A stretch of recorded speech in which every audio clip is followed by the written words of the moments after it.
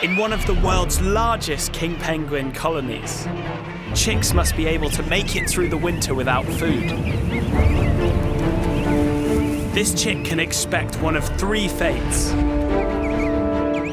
be eaten alive, starve to death, or hang on one more day until their parents return with food. And here they are. Look at all their bellies, they're all stuck.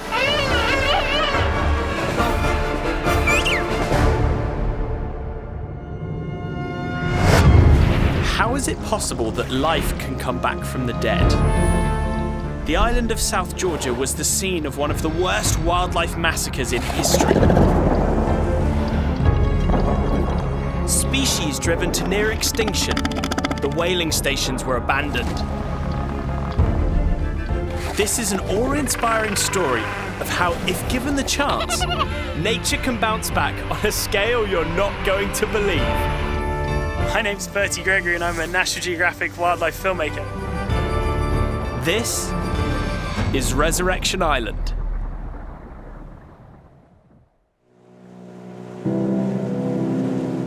Less than 100 years ago, the penguins of South Georgia were being used as kindling for whaling station fires. But now, We've finally made it to St Andrews Bay, you know, the busiest beach on the planet.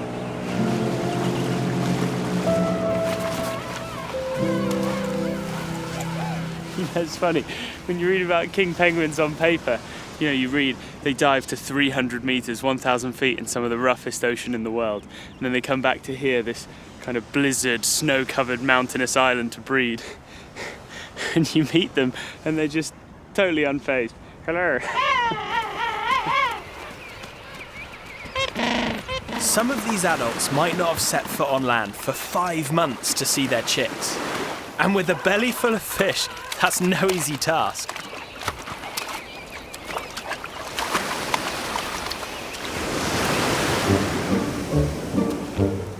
The worst part is over. Just a nice stroll to find the kids. Great, a blubbery roadblock of elephant seals.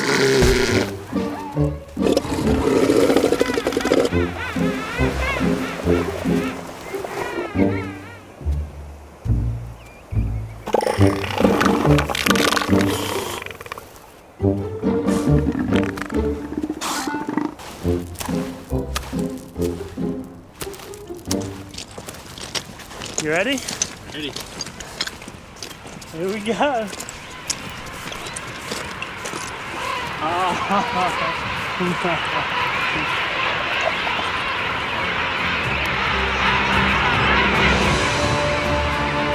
400,000 king penguins. I mean, my hometown has less people than that. In a way, it's like a city. It looks, to start with, like just a mass sprawl of penguins, but it's almost organised. I mean, you've got that big swimming pool in the middle, prime swimming for a little wash when you're all stinky. Then on the left, there's a bunch missing a load of feathers. They're in the process of molting, so in our city comparison, I guess we could say that was the hospital. And then start to see a bit of movement. I guess that's their highways through the colony.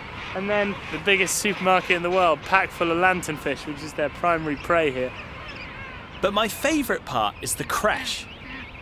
When the chicks are 5 weeks old, their parents leave them in a kindergarten.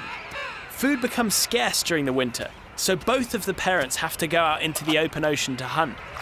Depending on their luck, they might not return for months. So what do you do when mum and dad aren't home? Get up to no good, of course.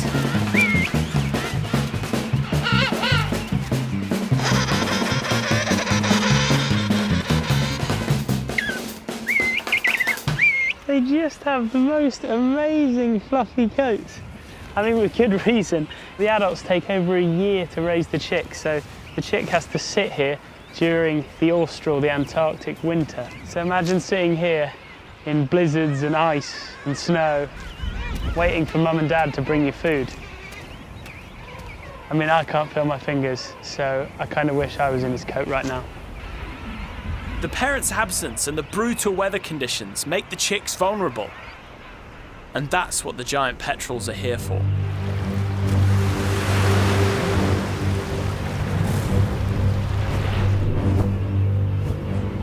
Giant petrels hunt king penguin chicks by spotting a weak one that's strayed away from the creche.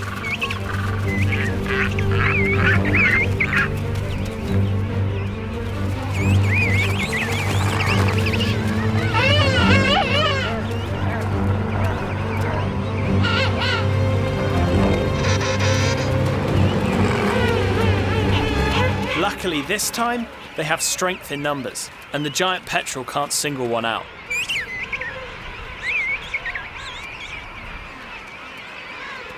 Finally home, each adult calls their chick.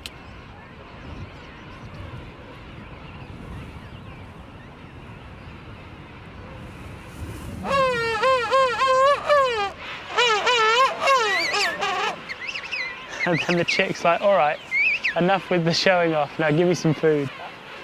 And scientists actually found that towards the end of the foraging trips, the bellies of the penguins drop significantly below 37 degrees, which is their normal body temperature. And so they think it's almost like a cool box in their belly to keep the fish fresh, but now to regurgitate it to the chick.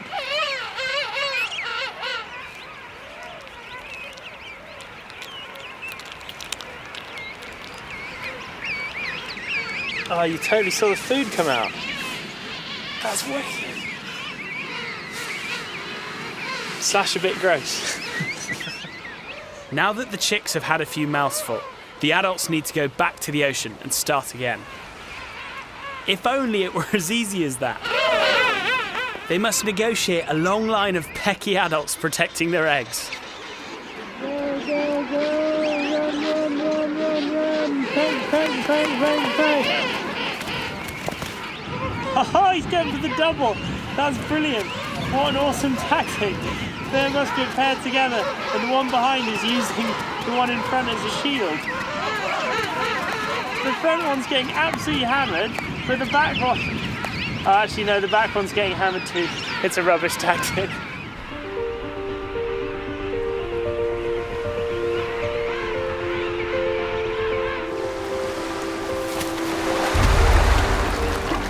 And there they go. Back out to sea, off to get another belly full of fish for their chick. And to think that, you know, such a clumsy bird on land can then dive to 300 meters, 1,000 feet is pretty spectacular.